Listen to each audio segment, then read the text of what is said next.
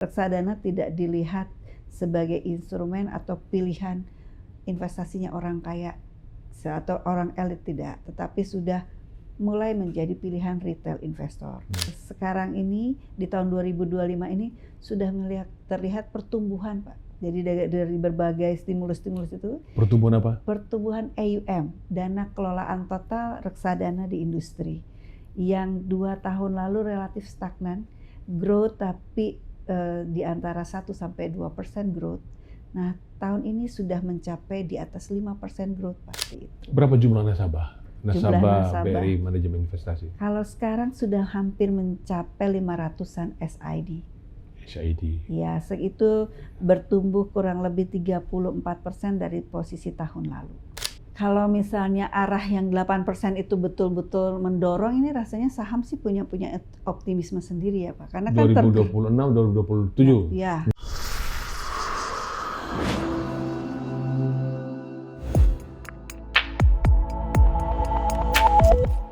Pemirsa, pernahkah Anda dengar kata manajer investasi dan wakil manajer investasi? Pada masa lalu, ketika booming reksadana, manajer investasi pernah dijuluki tangan dewa, God's hand, karena semua dana yang dikelola manajer investasi menghasilkan return yang tinggi sekali. Maka disebut tangan dewa. Nah, kali ini kita akan berdiskusi tentang manajer investasi dengan Ibu Tina Melina dari BRI Manajemen Investasi. Reksadananya Indonesia, reksadananya rakyat Indonesia ya.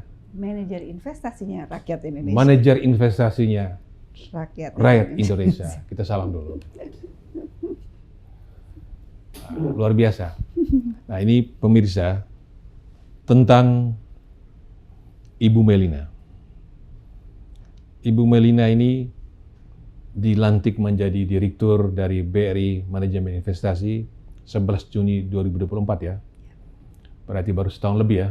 Ya, setahun setengah. Dan lama di PT Bank Rakyat Indonesia, jadi orang BRI. Sekarang nama manajer investasi adalah BRI Manajemen Investasi. Tidak ada kata dana reksa ya. Nah, tapi nanti sebentar dijelaskan. Kemudian ini belajar cukup banyak ya. Kalau S1 jelas dari IPB ini sekolah segala macam dan menjadi apa saja ya. Tapi yang penting buat diskusi kita adalah Ibu Tina ini adalah pemegang sertifikat WMI ya, wakil manajer investasi.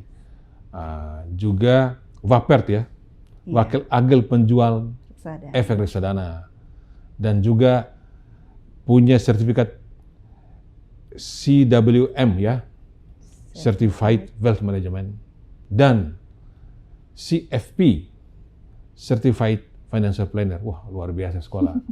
Jadi kalau Anda menaruh uang di BRI Manajemen Investasi, maka uang Anda udah pasti dikelola oleh mereka yang ahli di bidangnya ya. Ada kompetensi. Nah, sekilas Bu, saya menjelaskan tentang manajer investasi. Supaya masyarakat kita memiliki dana, jangan sampai menaruh uang di tangan yang salah, ya kan? Nomor 1 adalah di perusahaan yang legal. Artinya ada izin dari otoritas jasa keuangan. Benar Bu ya? Betul. Nah, kemudian semua cerita-cerita tentang return harus logik ya.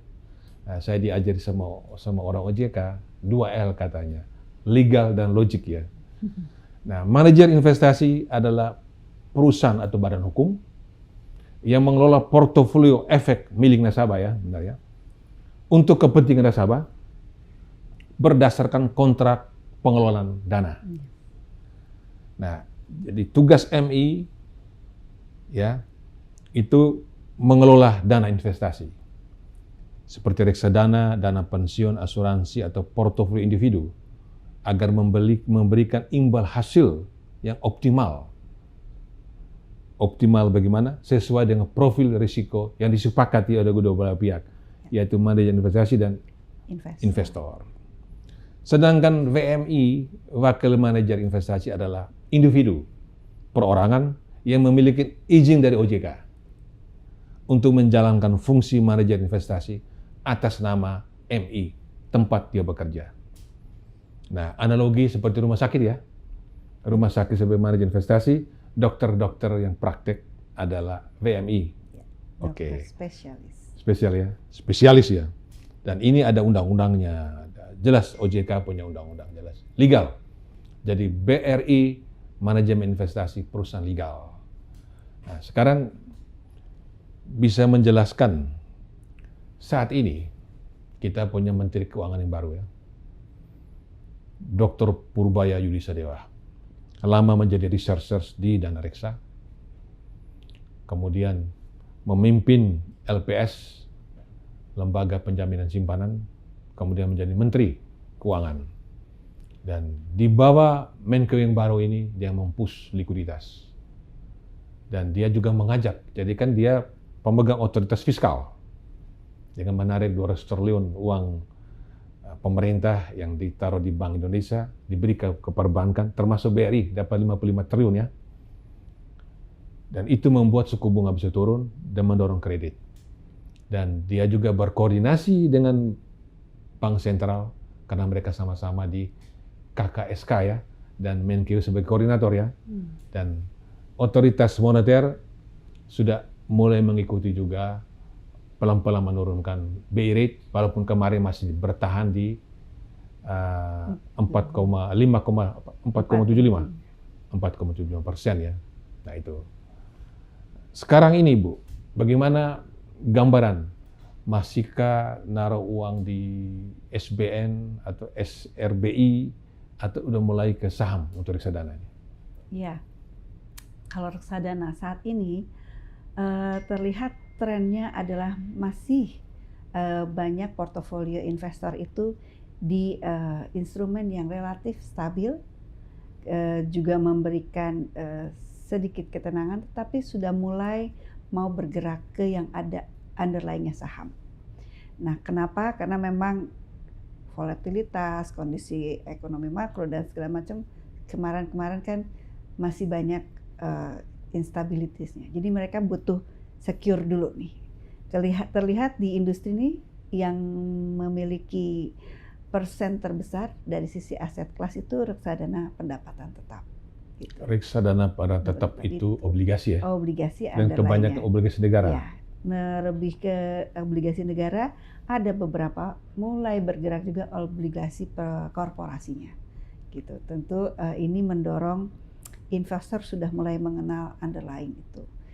Tetapi juga untuk investor yang baru mulai masuk ke investasi juga mengambil porsi reksadana pasar uang, di mana di dalamnya ada instrumen pasar uang seperti deposito perbankan dan obligasi juga, tapi yang lebih pendek 1 tahun kurang lebih. Nah, jadi itu adalah gambaran investor dalam memilih reksadana saat ini.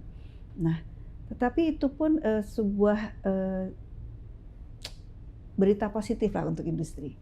Karena sekarang ini di tahun 2025 ini sudah terlihat pertumbuhan, Pak. Jadi dari berbagai stimulus-stimulus itu. Pertumbuhan apa? Pertumbuhan AUM, dana kelolaan total reksadana di industri. Yang 2 tahun lalu relatif stagnan, growth tapi di antara 1-2% growth. Nah, tahun ini sudah mencapai di atas 5% growth, Pak. Jadi aset under management yang dikelola mulai meningkat perannya. Ya, mulai sejak meningkat Januari ya? Sejak Januari. Jadi year to date hampir sekitar 7,8%. Yeah. Nah, ini juga terdorong oleh siapa? Justru malah juga terdorong oleh investor retail. Jadi tidak melihat saat ini, saya rasa reksadana tidak dilihat sebagai instrumen atau pilihan investasinya orang kaya atau orang elit, tidak, tetapi sudah mulai menjadi pilihan retail investor. Jadi mereka mulai kenal, melihat-lihat, mempelajarinya, mulai membelinya, dan mulai menjadikan itu salah satu portofolio. Dan lagi didorong dengan digital. Digital memudahkan investor ini untuk membeli tidak hanya di perbankan melalui cabang-cabang perbankan Ya. yang agen penjual reksadana, tetapi juga sudah bisa beli lewat fintech atau sekuritas-sekuritas juga sekarang di platform digitalnya sudah memasarkan reksadana.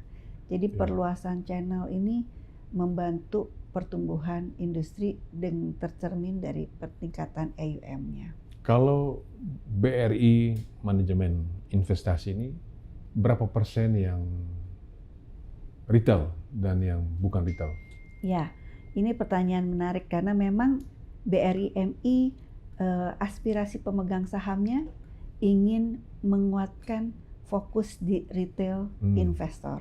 Ya. Jadi saat ini kita sudah berada di sekitar 32% portofolio kita itu retail investor, masih sekitar 67-nya adalah Itu institusi. dari AUM ya, persentase dari AUM Dari ya. AUM. Tapi kalau jumlah pesertanya lebih Jumlah besar. pesertanya mostly retail, Pak. Mesti retail ya. Mostly lebih retail. Jadi dari berapa kita persen punya yang bukan retail dari jumlah investornya? sebenarnya sangat kecil, kurang Kecil ya? lebih hanya sekitar 10% Tapi institutional dana mereka client, besar ya. tapi AUM-nya mereka besar. Besar ya. Jadi kalau investor retail kita datang dari mana? Dari agen-agen pemasar kita yang fintech atau yang digital upward. Iya. Jadi Nah ini aset under management. Jadi kalau tadi dibilang itu AUM, maksudnya aset under Under management BRI. management. Nah, ini tapi ada KPD juga ya. Ini ya, KPD ini dari yang untuk- gede-gede ya. untuk institutional client. Institutional client, Biasanya di situ kita kelola dana-dana asuransi. Seperti itu. Jadi Nah kalau reksadana saham itu banyak retail ya. reksadana saham campur retail Campur, dan ya? institusi. Masih dulu lebih banyak didorong oleh nasabah institusi karena mereka sudah bisa dikategorikan sophisticated client supaya sudah lebih paham dan lebih toleran terhadap resiko naik turunnya saham gitu. Bu Tina kalau lihat data ini total AUM 55,5 T ya. Iya. BRI ya. Iya. Ini triliunan semua nih. Banyak juga nih, Mbak. 5,5 triliun aset under management dari BRI manajemen investasi. Peringkat terbesar, share terbesar itu adalah ini kita bicara. Reksadana terproteksi. Itu apa artinya reksadana terproteksi? Mengapa dia terbesar ini? Ya, jadi di sini ada kontribusi dari nasabah institusi yang memang ingin mengelola portofolionya oleh expert, artinya oleh MI, kita manajemen itu. Jadi di situ memang reksadana terproteksi, tetapi bukan artinya terproteksi tidak akan hilang ya. Isinya mostly adalah obligasi, Pak. Jadi obligasi pemerintah dan obligasi korporasi. Nah. Dia akan terproteksi bila dimiliki sampai dengan jatuh tempo. Nah, pemirsa, ini penting sekali dijelaskan Ibu Tina. Terproteksi bukan berarti diproteksi tutup seperti kerang, nggak ada, nggak boleh keluar, nggak bisa keluar. Artinya nggak pasti nggak rugi kan? Tidak berarti tidak rugi kan? Tidak, bukan dijamin Dijamin tidak tidak rugi. rugi. Karena underlying-nya ada risiko investasinya kan, obligasi juga Obligasi, punya. terproteksi obligasi. Ya. Ada juga indeks juga nggak di sini? Indeks masuk di kategori AUM indeks dan di sini ada. Jadi reksadana saham yang memiliki portofolio di indeks tertentu. Jadi mirror terhadap indeks tersebut. Seperti Jadi nomor 1 terproteksi, itu nomor 2 ini pasar uang, Pasar artinya taruh uang. deposito. pasar uang ini ya ada deposito dan obligasi kurang dari 1 tahun. Oh, Biasanya obligasi kurang 1 tahun masuk Masuknya kategori di pasar uang. reksadana pasar uang. Berapa persen tuh yang kurang 1 tahun? Sekarang 1 tahun di 75% lebih Oh, banyak ke dong. sana. Ya, karena sebenarnya reksadana pasar uang ini banyak dipakai untuk liquidity management. Jadi kalau reksadana terproteksi biasanya portfolio management. Jadi cukup panjang penempatan. Tapi kalau pasar uang untuk cash flow atau liquidity management. Jadi karena sifatnya sangat liquid seperti tabungan, anytime bisa keluar masuk, nggak ada sub or redeem fee. Jadi betul-betul sangat fleksibel. Maka di sini adalah reksadana pasar uang juga untuk investor pemula juga biasanya masuknya ke sini dulu. Karena investor pemula ini kalau upward-nya perbankan rata-rata berangkat dari deposan. Kalau deposan kan terbiasa dengan deposito, steady gitu. Nah, di pasar uang karakter produknya seperti itu. Jadi pemirsa, total AUM 5,5 T tetap terbesar adalah surat berharga obligasi, kan obligasi tersebar ada di RDPT, ya kan? Di pendapatan tetap 4 ya? triliun. Iya. Ada ini RDPT ya? Itu lebih ke alternatif investment reksadana, product. Penempatan terbatas. Oh, penempatan terbatas. Iya. Ini tidak obligasi ya? Tidak, itu lebih ke private equity, private debt. Itu lebih sophisticated penempatan tetap lagi. Ini 4 triliun, tapi di sini 75% ada obligasi. Ini juga terproteksi juga banyak ada obligasi juga. Gitu. Di sini juga campuran kami juga lebih banyak obligasinya saat ini. Sementara murni saham di 2,5 dan indeks itu. Indeks ya. Ini per 1 September. Akhir September. Akhir. Ini di akhir September. Karena di Oktober kami sudah naik lagi nih sekitar. Terlihat sih dampak likuiditas perbankan sangat liquid, berdampak. Kalau ke kami sekarang kita di Oktober ini sudah mencapai 58 triliun. Jadi dalam 1 bulan ada peningkatan cukup signifikan di kategori pendapatan tetap dan pasar uang. Oke, ini kan yang sering orang tanya Bu Tina. Adalah redemption menarik ya. Redeem ya, menarik kembali dananya oleh investor. Kalau dia masuk lagi subscription. Nah, itu perbandingan gimana? Lebih banyak narik atau lebih banyak masuk? Kalau naik terus berarti yang mau masuk lebih banyak yang keluar kan? Gitu? Iya, kalau dibandingkan dari data kita di posisi akhir Desember sampai September, kita masih net sub. Oh, jadi masih berapa triliun tuh? Sekarang sudah mencapai 5,5 triliun. Kalau sampai Oktober bahkan 50, jadi delta 8 triliun. 8 triliun dari Januari ya? Dari Desember. Desember ya. 8 triliun itu gede Pak dalam tempo hampir 10 bulan. 9 bulan lebih ya. Luar biasa ini. Gitu. Ini ada data lain lagi yang mau ditampilkan? Ya, ini sekilas tentang kita di dalam grup BRI Ecosystem. Karena BRI Group. Sabar, BRI Ecosystem, bukan BRI Manajemen Investasi Ekosistem. Bukan. Lebih di atasnya BRI. Karena kita bagian dari BRI Group. Di mana BRI Group punya perusahaan anak yang masuk kategori investasi itu kita. BRI Manajemen Investasi dan BRI Dana Reksa Sekuritas. Jadi kita masih ada 35% Dana Reksa sebagai pemegang saham dan 65%-nya BRI. Seperti itu. Jadi ekosistem dari BRI sebagai induk banyak juga ya? Ya, yang kategori investasi ada perusahaan 2. ibu di sini, BRI Manajemen Investasi, lalu sekuritas ya? Iya, sekuritas. Asuransi ada 2 ya? Asuransi BRI ada Life dan Insurance. Insurance. Ini general? General Insurance. Terus PNM ya, saya akrab sekali dengan PNM. PNM dan Pegadaian untuk bidang ultra mikro. BRI Finance, multi finance ya? Multi finance. Remitensi untuk pekerja migran? Ya, di Hong Ventures Kong. ini terkenal juga banyak sekali ya? Startup. Ya, startup banyak sekali ya. Nah, kalau PNM ini ada namanya Mekar. Iya, Mekar. Ya, investasi apa? Group lending. Grup lendingnya. 10 ibu-ibu dan itu dia punya NPL nyaris 0 ya. Luar biasa. Grup lending terbesar di dunia sekarang udah mengalahkan Grameen Bank. Ya. Nah, pertanyaan saya Bu, saya kebetulan cukup akrab, saya jadi wartawan dari tahun 1988. Jadi wartawan itu Dana Reksa, PT Dana Reksa. Itu menjual sertifikat Dana Reksa ya. Kemudian tahun 1994 terbitlah Dana Reksadana tertutup BDNI Sekuritas. Kemudian menjelang akhir dekade 1990-an mulai terbit reksadana terbuka dan ledakan reksadana mulai tahun 2000-an ya. Mulai reksadana. Kemudian BRI mengambil alih Dana Reksa ya. Nah, yang masih mempertahankan nama Dana Reksa itu adalah sekuritas. Mengapa manajemen investasi BRI Manajemen Investasi tidak lagi menggunakan Dana Reksa? Plus minusnya gimana? Plus minusnya ya. Kalau plusnya saya lihat sih begitu saya masuk di BRI Manajemen Investasi banyak plusnya. Kenapa?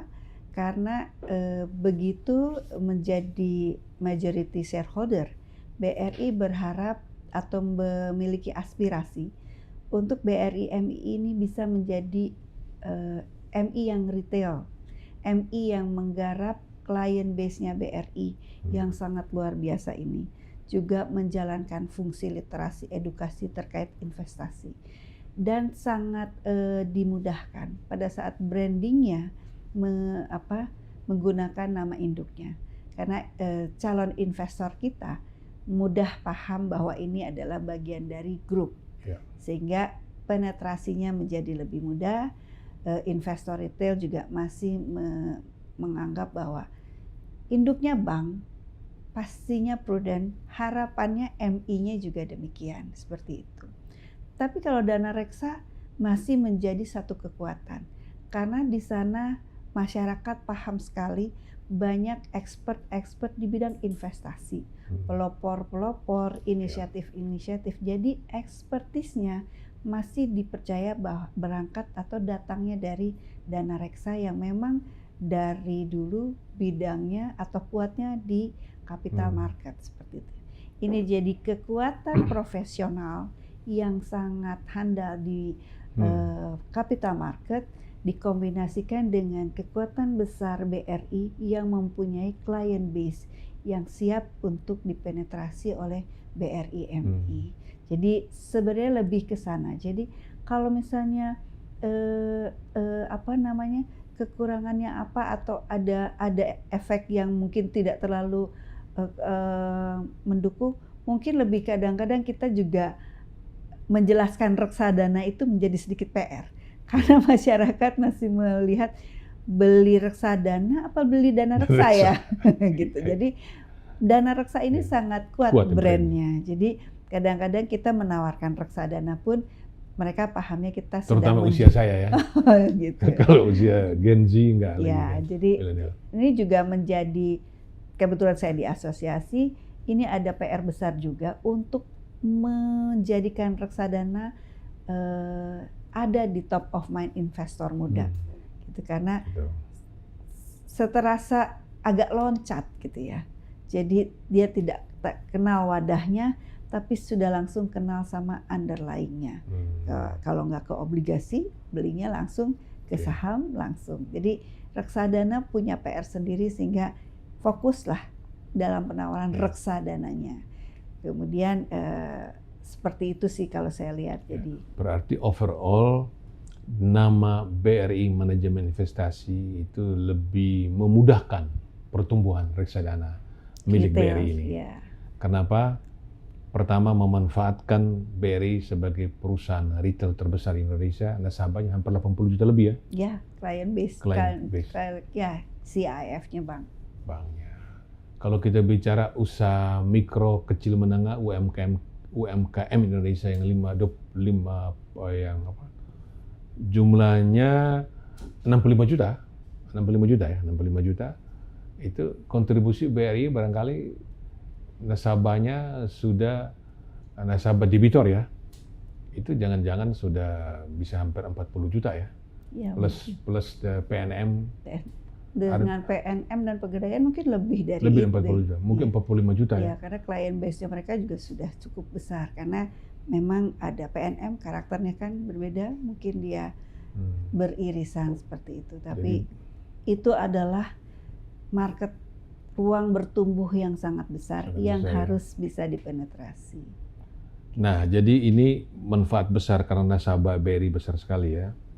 Nah, sekarang bagaimana meningkatkan AUM dari BRI Manajemen Investasi dengan nasabah yang ada, tetapi tidak hanya berburu di kebun binatang sama-sama BRI, tapi juga di luar, bagaimana? Iya, jadi kami sebagai manajer investasi yang paling perdana di Indonesia, udah 33 tahun usianya sekarang, alhamdulillahnya punya partner yang cukup banyak. Jadi selain BRI, sebenarnya bank-bank pemasar produk reksadananya BRI ini sudah ada sekitar 13 perbankan lainnya yang memasarkan. 13 bank lain ya? Ya, 13 bank lainnya yang apart kita. Nah, ditambah lagi kita juga punya apart yang digital. Seperti ya ada beberapa nama lah yang memasarkan reksadana juga. dan bahkan sekuritas-sekuritas yang selama ini bekerja sama dengan kita sebagai dealer kalau kita mau beli underlying, mereka juga akan mengembangkan mobile apps-nya yang bisa jualan reksadana juga. Jadi kalau saya lihat untuk AUM itu tumbuh dari perbankan klien karena biasanya masuknya ke high network individual. Tetapi untuk jumlah nasabah itu lebih banyak terdorong dari upper kita yang fintech. Fintech. Ya, jadi inilah yang membuat jadi kita. Jadi upper tidak hanya bank tapi juga fintech ya? Iya, kita ada sudah menjalin kerjasama sekitar 9 fintech gitu ya, dan ada sekitar yang sekuritas yang sudah membuka dirinya untuk jual reksadana. Kami juga kita sekarang sudah 11 sekuritas dan itu terus bertambah, sehingga walaupun kita punya fokus di BRI ekosistem, tetapi klien-klien perbankan lain ini juga adalah target klien yang mungkin di sana bahkan sudah lebih sering atau sudah memiliki portofolio investasi sejak lama, karena di sana ada bank-bank asing, bank-bank swasta partner kami. Mungkin absorpsi terhadap investment product sudah lebih tinggi. Di sini kita masih heavy literasi terhadap client base-nya BRI seperti itu. Berapa jumlah nasabah? Nasabah BRI Manajemen Investasi. Kalau sekarang sudah hampir mencapai 500-an SID. Ya, itu bertumbuh kurang lebih 34% dari posisi tahun lalu. Jadi kalau lihat tadi nasabah dalam BRI ekosistem yang 80 juta ya. Masih sangat besar ruang kita untuk bertumbuh. Bahkan debitor aja di atas 40 juta. Iya. Tapi sebut saja, target 1 juta kapan? Target 1 juta 2026. 2026, tahun depan dong. Dua double up di double up sini. ya. Jadi kenapa kita optimis tahun depan, bahkan mungkin bisa lebih, karena channel pemasaran di BRI juga akan, ya mudah-mudahan lancar ini di awal tahun depan bisa beli reksadana lewat mobilenya, lewat Brimo. Iya. Nah itu kan bisa reach lagi investor base udah baru. Canggih ya. Ya, jadi tapi itu mungkin ya mudah-mudahan dapat di launch tahun depan awal. Gitu. Nah, Bu Tina, penting juga bagi pemirsa kita, terutama Gen Z, milenial, agar mereka mengerti dana reksa manajemen investasi, produk-produk apa saja, dan ada produk yang barangkali murni obligasi, ada produk yang murni saham, ada produk campuran macam-macam tadi ya. Tapi kalau produk saham misalnya, dia mengkombinasikan misalnya blue chip semua, LQ45, atau dia barangkali yang berbasis ESG. Itu pertanyaan pertama, berapa total produknya? Lalu bagaimana variasi mana produk-produk yang kira-kira diandalkan yang paling menarik bagi investor? Ya, kalau sebagai manajer investasi sepertinya restoran ya, menunya harus lengkap. Ya. Jadi semua produk dari seluruh kelas aset kita ada. Jadi produk-produk open end itu kelas asetnya kan money market, pendapatan tetap atau reksadana obligasi, reksadana campuran, dan reksadana saham. Reksadana saham kita juga ada tema-temanya. Ada yang memang masuk ke consumer goods, ada yang masuk ke ESG, dan juga ada yang berbasis syariah, seperti itu. Syariah. Ya, kemudian juga kalau di money market juga sama, ada yang rupiah, ada yang US dollar, ada yang konvensional, dan ada yang syariah. Nah, dari produk-produk ini dikenalkan di awal, saya melihat suatu uniqueness dari dana reksa investment management dulu, menciptakan produk-produk itu untuk lebih mudah dipahami oleh investor. Nama-nama produk reksadana open end-nya BRI MI itu banyak mengandung nama. Bunga, misalnya, Seruni, Mawar. Seruni Pasar Uang, Mawar 10, kemudian Anggrek, ada Melati Pendapatan Utama, seperti itu. Jadi saya bilang, kenapa? Saya waktu masuk pertama, kenapa namanya bunga-bunga? Bunga kan bertumbuh dan berkembang terus. Jadi filosofinya kita ingin membuat dana yang dititipkan ke MI ini bertumbuh dan berkembang, gitu. Jadi nah itu setiap kategori ada nama bunganya sendiri, seperti itu. Tapi selain produk-produk yang open end ini, kita juga melengkapi dengan produk-produk close end yang tadi reksadana Ya. terproteksi. Kemudian juga untuk kebutuhan nasabah institusi, kita juga ada produk-produk kontrak pengelolaan dana KPD. Ya. Dan ada satu juga line penawaran produk reksadana yang agak advance, kita menyebutnya alternative investment, karena di situ reksadananya ada yang berunderlying aset, ada yang berunderlying project seperti itu. Nah, tapi itu lebih ke advance investor gitu. Tapi kemampuan itu dibuild di BRI ya, karena memang dari sejak dana reksa investment management kapabilitas itu sudah ada. Kalau pertanyaan awam, para pemirsa yang mendengar kita, awam nggak mengerti tentang reksadana, saya mau investasi di reksadana BRI Manajemen Investasi. Caranya gimana? Saya sih karena memang tadi ya, latar belakangnya menawarkan orang berinvestasi itu harus pertama dikembalikan dulu kepada investornya. Karena uangnya kita harus tahu untuk jangka pendek, jangka panjang misalnya. Terus toleransi resikonya senang yang tenang-tenang pasti, atau agak deg-degan sedikit tapi secara long term sebenarnya lebih bagus. Tapi karena kelihatannya profil investor yang berangkat dari perbankan itu lebih ke konservatif to moderat, banyak mereka mengabsorb produk-produk yang kelasnya underlying tadi obligasi, Pak. Jadi ke pasar uang dulu, setelah nyaman, oh tahu reksadana ini menarik, dia mulai naik ke kelas pendapatan tetap atau yang isinya udah mulai ada obligasi korporasi. Kemudian, oh nyaman nih tapi pengen ada rasanya saham sedikit lah. Kita masukkan ke obligasi yang dicampur sedikit saham, kategori campuran. Baru kalau misalnya mau main saham pun, sebenarnya kita menyampaikannya kalau mau main saham tapi deg-degannya sedikit agak termanage, masuknya lewat reksadana saham dulu saja, karena di situ sahamnya macam-macam, terdiversifikasi. Yang pilih orang-orang kita WMI atau memang bacain terus tuh emiten-emiten. Jadi let the expert do the selection gitu ya. Bagi orang yang worry deg-degan justru ditawarkan reksadana saham. Jadi bukan kalau pasar uang. Kalau misalnya ingin bermain saham, tetapi tidak terlalu paham bagaimana, saya selalu merekomendasikan cobalah dulu melalui reksadana saham. Jadi kenapa? Karena kita isikan dengan berbagai saham. Jadi volatilitas di segmen ini mungkin dibayar dengan segmen yang ini, seperti itu. Tetapi kalau benar-benar early investor, pasti jembatannya masuk dulu ke pasar uang. Kenapa? Supaya secure, rasanya nyaman, keluar masuk nggak ada biaya apapun, tapi seliquid tabungan misalnya, tetapi return tetap bisa di atas karena di dalamnya ada sedikit unsur obligasinya. Kalau orang yang sudah menjadi nasabah gampang dengan top up. Kalau orang yang belum nasabah, bagaimana cara supaya bisa menjadi nasabah? Itu memang ada unsur heavy literation and education. Jadi apa sih kerjasamanya MI dengan agen pemasar itu? Salah satunya di komponen itu.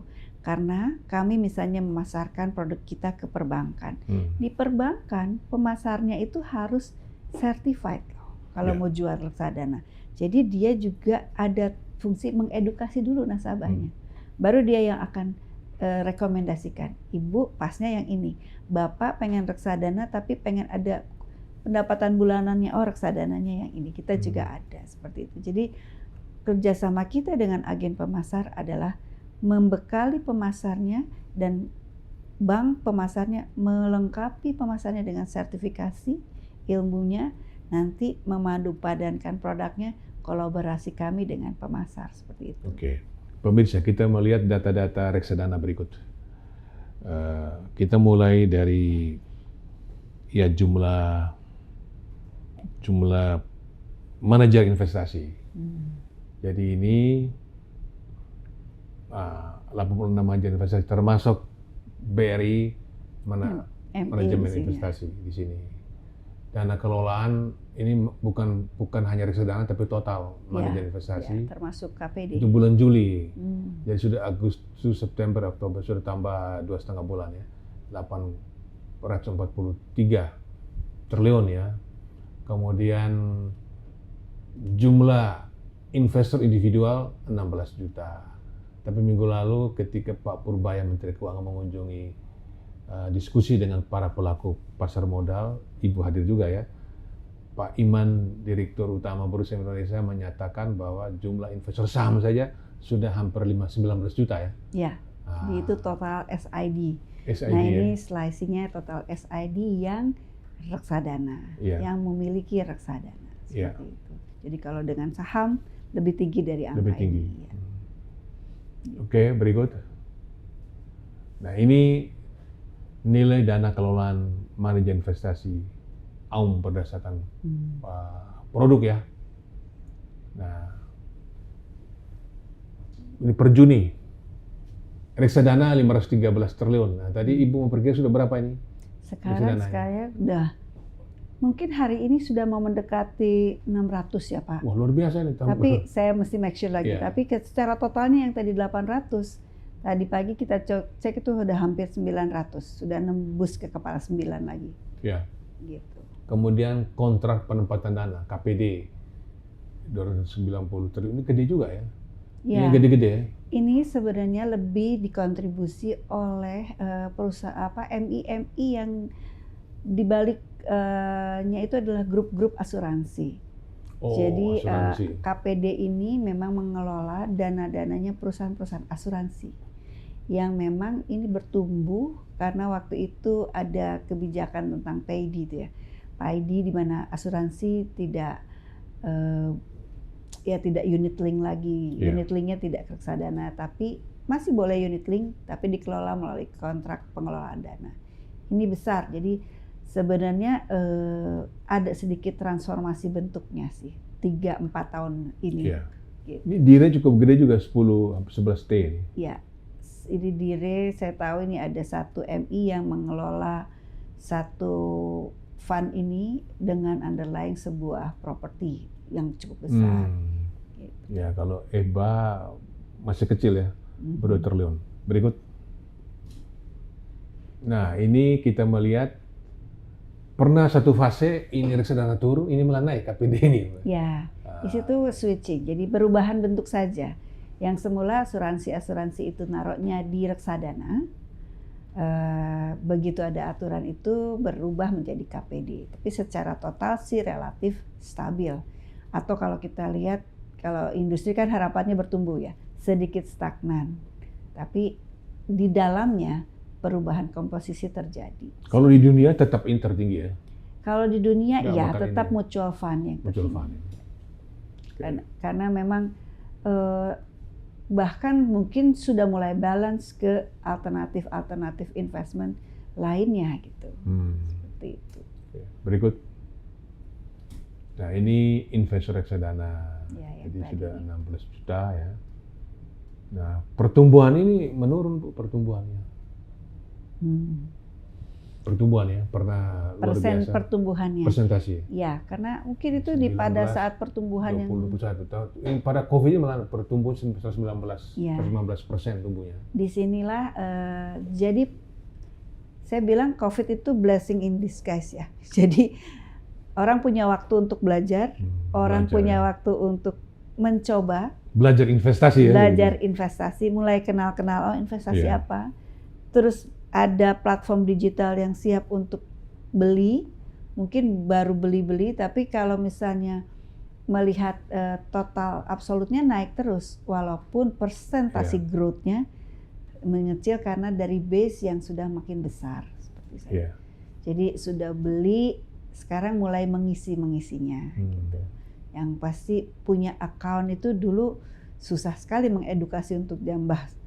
Jadi nambah SID ini, tapi dengan COVID tuh sebenarnya ya blessing in disguise mendorong. Misalnya dari 3.000 jadi 6.000 ya hampir 2 kali lipat ya. Tapi pada saat selanjutnya peningkatannya hampir rata-rata 3 jutaan. Jadi 3 juta, 6 juta, 9 juta. Jadi rata-rata hampir 3 juta investor baru bertumbuh setiap tahunnya. Kita lihat bagaimana komposisi berdasarkan usia. Nah ini kalau kita lihat kurang sampai dengan usia 30 tahun. Ini jumlah investor kita lihat 9,2 juta ya. Ya, jadi investor muda itu sebenarnya banyak. Iya. Tapi 24%. kalau sisi nominalnya masih dikontribusi oleh yang memang sudah punya wealth Cuma ya. 2,5% Iya. tapi jumlahnya 54,3%. Iya. Kenapa? Karena memang seperti reksadana, orang beli 100.000 pun sudah bisa. Bahkan ada beberapa reksadana 10.000 pun juga boleh di reksadana. Jadi terbesar tetap ya usia begini. Tetap. Usia saya Bu, usia. Karena sudah terakumulasi wealth-nya Akumulasi Pak. wealth, Ya, ya. jadi sini lebih ke ini adalah usia-usia yang sudah Konsumsi menurun. konsumsi menurun, wealth Betul. is already accumulated, mencari alternatif investasi yang lebih optimal karena untuk membiayai mungkin pensiun ke depannya harus instrumen yang mengalahkan inflasi. Tapi Ya. profil begini bukan hanya Indonesia, dunia ya? Atau Sebenarnya kalau di dunia udah relatif mulai balance ya. balance ya? Ya, Banyak orang jadi- mulai kaya di sini ya? Ya, tidak terlalu se-ekstrim ini, tapi tetap komposisinya tetap yang menguasai AUM tuh di sini. Senior citizen. Memang wealth-nya Di udah atas 50 terakumulasi gitu. Setelah 50 mereka punya wealth sudah terakumulasi ya. Oke, menarik. Berikut kita lihat jenis kelamin. Ini masih sangat maskulin kita punya reksadana. Ini gimana Bu? Ya, karena mungkin tetap harus menghasilkan income buat keluarga ya. Oh, iya. Jadi harus cari yang optimal return-nya Benar, gitu. Jadi kalau Nah, kalau mau cari optimal, lihat taruh reksadana. Iya. Ya saya kan misalnya logis aja kalau misalnya sekarang tabungan, deposito itu adalah common. Nah, Iya. itu harus ada untuk naruh dana daruratnya. Betul. Nah, ini masih terkonsentrasi di Jawa, Bu. Ya. Ini kedua Sumatera, ketiga Sulawesi ini hebat karena banyak hasil bumi ya, Kalimantan. Nah, 56 tuh sudah mulai agak gini. Ya. Dan lumayan juga Bali, NTT, terutama Bali kali ya. Kalau Bali.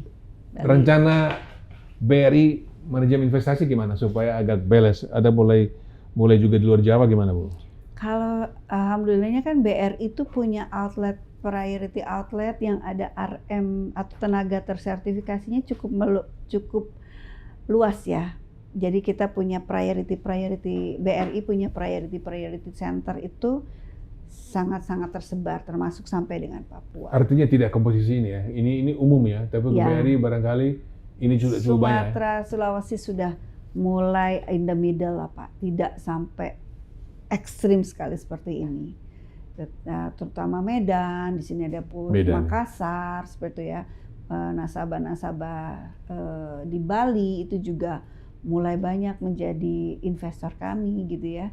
Nah ini dengan Kalimantan terutama dengan berbagai banyak, apalagi ada rencana waktu kemarin mau ada IKN itu juga menambah portofolio AUM di sana gitu. Jadi tapi tetap Jawa itu menguasai semua.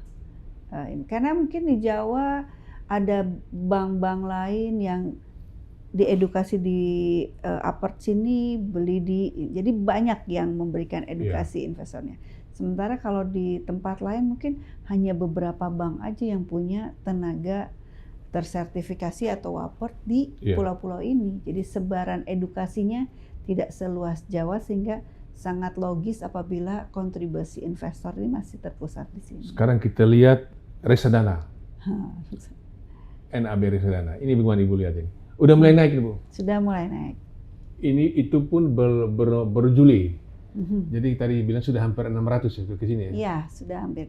Secara totalnya juga yang 800. Berarti kalau sampai 600 berarti sudah melewati sejak tahun 2014 ini. Iya, hebat ya? Mudah-mudahan ya kita sedang mengejar ini Pak. Karena relatif kita kalau untuk kembali ke 2021 aja, ini harus besar sekali yang harus kita tutup dari produk. Karena memang sebenarnya uang itu tidak hilang, ada, tapi bentuknya tadi KPD, bentuknya ke reksadana. Reksadana terproteksi masih ada di dalam sini. Ya mudah-mudahan bertumbuh terus karena terdorong dengan literasi, terdorong dengan channel-channel yang membuka dirinya untuk memasarkan reksadana, kemudian juga bank-bank. Sebenarnya ada dorongan yang juga terdukung dari kondisi market sekarang dengan adanya kucuran dana di perbankan menjadi liquid, perang bunga juga sudah mungkin tidak terlalu seperti dulu, tapi nasabah ini kan tetap cari yang optimal sehingga pilihan mereka untuk menambah portofolio di reksadana juga menjadi pilihan. Sehingga untuk saya pernah lihat adalah satu cukup familiar, dia bilang ini uang kami jadi berkurang tetapi kami tidak apa-apa, tapi ya memang itu yang dirasakan oleh nasabah ya. Nah ini adalah solusi, jadi reksadana bisa jadi solusi untuk orang-orang yang masih membutuhkan return ya sekitar 5-6% gross ya. Itu bisa di pasar uang. Kita lihat bagaimana net subscription reksadana. Nah ini udah mulai sudah positif. Subscription ya. Positif, lumayan ya. Mudah-mudahan tahun depan lebih tinggi lagi. Mudah-mudahan mengalahkan 2023. Ini sebenarnya di reksadana netnya minus, tapi masuknya ke yang KPD itu. Oh, KPD. Ya. Ini reksadana. Jadi ini kan reksadana pindah, only. Ya? Nah, kalau itu kan ke KPD totalnya masih terhitung, tetapi jenisnya berubah. Alokasi. Sesuai ya mau nggak mau ikutin regulasi juga. Jadi. Iya. Berikut kita melihat bagaimana instrumennya. Memang SBN tertinggi ya. Pangsanya hampir 40% ya. Tapi lumayan, saham nomor 2. Ini kapan kira-kira saham kembali nomor 1, Bu? Dengan tren. Kalau misalnya arah yang 8% itu betul-betul mendorong, ini rasanya saham sih punya optimisme sendiri ya Pak. Karena kan 2026, 2027. Ya. Jadi karena kan pas emiten-emiten yang kita butuhkan untuk menjadi underlying ini kan ikut tergerak ya. Mungkin swasta mungkin bisa lebih aktif lagi, kinerja perusahaannya makin bagus. Saham-saham yang fundamentalnya bagus juga sudah siap untuk jadi underlying. Tetapi edukasi untuk tidak terlalu takutlah berinvestasi di saham tuh penting, karena sebenarnya saham secara jangka panjang tuh selalu lebih baik. Jadi asal durasi atau horizon investasinya dikasih pemahaman, kan mau menjadi investor ya, bukan mau menjadi trader. Kalau visinya mau menjadi investor, ya saham untuk pensiun plan, saham juga fundamentalnya mungkin harganya lagi di sini, tapi dividennya kan masih tetap bagus-bagus ya. Betul. Jadi kita juga kalau saya advice gitu ya, yang senior citizen mau pensiun, kami udah pensiun nggak boleh main saham? Ya boleh saja, cuman pilih aja yang misalnya dividennya mau di rata-rata berapa, 7% ada. Yang fundamentalnya bagus ada, tinggal lihat di indeks mana beli yang itu. Betul. Jadi bukan tidak boleh, beli aja sebagai ya dari 80-100% adalah 20% sahamnya gitu.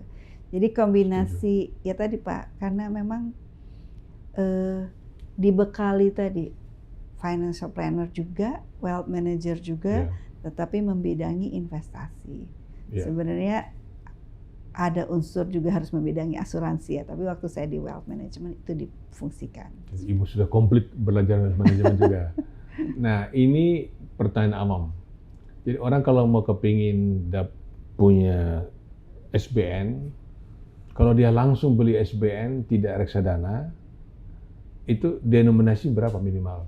Kalau individu 1 juta sudah bisa. Sudah bisa beli ya? Bisa langsung ya? Bisa langsung. Sekarang bank-bank sudah bisa membuat investor ini beli di mobile-nya, beli ori sukuk di mobile bankingnya bisa. Investor punya alternatif banyak sekali. Banyak sekali. Tapi bisa. Kalau mau kurang dari 1 juta, lewat reksadana aja. Reksadana sudah bisa 100.000. Bahkan ada reksadana yang denominasinya dibuat 10.000. 10.000 ya. Ya, tapi 100.000 udah sangat cukup. Nggak ngopi seminggu bisa beli reksadana. Nggak ngopi seminggu ya. Atau ngopinya bawa bikin gitu ya. Tiba-tiba menjadi barista pribadi untuk menjadi investor reksadana. Berikut. Nah ini kita lihat ini return kali ya. Data perkembangan NAB perkembangannya. Jadi yang ini pendapat tetap ini luar biasa, dan NAB-nya tumbuh luar biasa. Sementara saham ini pernah tertinggi 2018 kami nyungsep ke sini. Ini perkembangannya. Nanti kinerja dari masing-masing manajer investasi mencerminkan ini kemana alokasi dananya. Pernah peringkat 1 kemudian turun. Ya. Ya. Berikut. Nah ini dia. Jadi yang juara ini paling top di atas ini karena dia taruh banyak di surat berharga, surat utang. Sementara yang pernah nomor 1 tapi kan taruh di saham dia terjungkal ke bawah. Ya. Kan banyak di saham. Ya. Nah ini sudah mencerminkan. Pergerakan di industri saat ini sedang seperti itu. Seperti itu ya. Ya mudah-mudahan balance, minimal balance ya. Ya balance. Kami juga pernah di posisi, saya pada saat masuk di posisi 8 ya, sekarang sudah di posisi 4. Posisi 4, ini BRI Manajemen Investasi ini? Ya. Ini reksadananya sudah mulai meningkat karena terdorong dari penempatan investor retail dengan bank-bank upward yang memang nasabahnya nasabah high net worth individual. Jadi walaupun individual tapi high net worth, AUM-nya lumayan lah di situ. Tapi kalau lihat BRI luar biasa nih. Ini pernah dari bawah naik pernah. Set. Dari peringkat 9 ke peringkat 4 ya. Oke, berikut. Nah ini kalau dilihat tadi BRI nomor 4 ya. Ya. Ini yang lama 40, tadi sudah 55 ya AUM-nya. 55 karena kita punya KPD, punya. Oh ini khusus kalau reksadana benar ya? Hanya reksadana saja. Reksadana more or less ya? Iya. Ini bulan Juli, tapi udah nambah ya? Udah nambah, sekarang sekarang berapa? Itu 14 sudah hampir 49 triliun. Wah luar biasa pertumbuhannya. Ya, ya ini. 9 triliun. Tapi kalau arahan aspirasi masih harus kejar targetnya lebih tinggi lagi. Oh iya ya? Mandat ya? Mandatnya harus lebih tinggi lagi dari situ. Masuk KPI ini. Oke, berikut. Nah, ini sekedar perbanding dunia, potensi reksadana Indonesia terbuka lebar di dalam kita. Inilah yang kami butuh dukungan. Iya, kita 100% mendukung. Tapi kenapa Kanada bukan Amerika ya? Memang Kanada negeri reksadana ya? Lebih ke, mungkin gini, pilihannya di Amerika lebih beragam. Oh. Iya kan, alternatif investmentnya juga. Dan mungkin terhadap PDB kan Pak, PDB-nya Amerika mungkin lebih jadi konsentrasinya. Yeah. Tapi yang pasti di sana tuh sudah reksadana itu is a common investment gitu. Semua orang rasanya punya, setiap kayak kita semua orang punya tabungan gitu ya. Iya. Nah, ini Indonesia ingin bergerak lebih baik lagi. Nah itu dia. Nah Ibu Tina, kembali kepada BRI Manajemen Investasi. Ya. Nah ini kira-kira rencana ke depan bagaimana? Dengan melihat ekonomi makro kita begini, tentu dengan mandat dari pemegang saham, tentu KPI-nya AUM-nya meningkat kan? Return meningkat. Lebih banyak subscription daripada yang redemption. Kemudian potensi nasabah yang berasal dari BRI yang sekarang baru diambil baru 1% mereka belum nyampe ya. Kalau dari jumlah nasabah 500.000, kalau nasabah penyimpan aja 80 juta lebih, nasabah peminjam aja 45 juta, berarti kan masih sedikit ya. Potensi masih besar ya. Kemudian nasabahnya tentu tidak hanya dalam itu lingkaran BRI, tapi juga dari luar itu. Bagaimana rencana ke depan? Ya, kalau rencana ke depan sih tentu setiap MI ingin memperkuat posisinya ya di industri. Ukuran besarnya, kayak ranking industri selalu ditentukan dari asset under management AUM. Jadi memang diaspirasikan untuk BRI MI ini bertumbuh tentu di atas rata-rata industri, tetapi dengan fokus investor retail. Investor retail juga punya segmen-segmen tertentu. Kalau kita lihat kerjasama yang sudah ada kan, kita masuk ke perbankan, banyak mass affluent, high net worth individual yang mulai merekomposisi portofolionya ke reksadana. Nah, harapannya dengan kita berfokus kepada investor retail tanpa melupakan investor institusi atau Ya. sophisticated investor. Nah, dari segmen ini kita menawarkan solusi untuk portfolio management service. Jadi untuk membuat KPD, membuat reksadana dengan underlying bond seperti itu, atau reksadana dengan kekhususan. Nah, itu juga tetap ada ruang bertumbuh. Nah, komposisi ke depan seperti apa?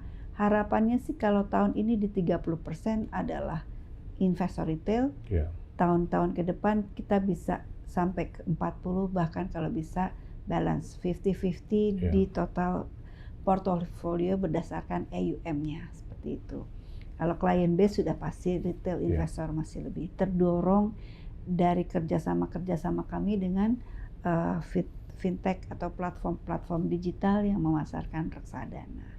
Nah, ini juga kita tidak boleh melupakan salah satu tugas utama MI adalah melakukan edukasi investasi. Ya. Karena masih banyak masyarakat kita masih tertarik ya instrumen-instrumen yang too good to be true lah ya. Ya, Too good to be true, tapi maunya return tinggi, tapi kadang tidak tahu bahwa resiko juga tinggi. High return, high risk. High risk, high return, seperti itu. Jadi prinsip-prinsip itu juga terus harus kita sampaikan dan membutuhkan dukungan berbagai pihak. Jadi saya juga lihat regulator sudah intens dalam kegiatan edukasi, literasi, perlindungan nasabah. Terus juga kami dari MI harus menguatkan diri dengan risk management yang makin kuat. Compliance kita juga semakin diberi guidance yang clear gitu ya. Sebenarnya untuk membuat market ini strong ya. Supaya investornya nggak takut atau kapok atau nggak percaya gitu. Kalau dari sisi usia, komposisinya berapa persen yang gen milenial, gen Y yang 42 tahun ke bawah? Masih kalau secara usia untuk investor dominannya justru milenial dan Gen Z. Dari sisi jumlah investornya. Tapi sama dengan profil yang tadi, AUM-nya masih dikontribusi dari 40 tahun ke atas. Nah, sekarang di penghujung acara, pesan dari Ibu Tina Melina kepada Gen Y atau milenial dan Gen Z agar mereka berinvestasi yang benar, mempersiapkan masa depan mereka. Iya, kalau saya lebih berpesan bahwa mulailah berinvestasi, kenali portofolio investasi dengan baik, dan jangan ragu untuk mencoba memiliki jenis-jenis investasi yang lebih advance atau lebih sophisticated.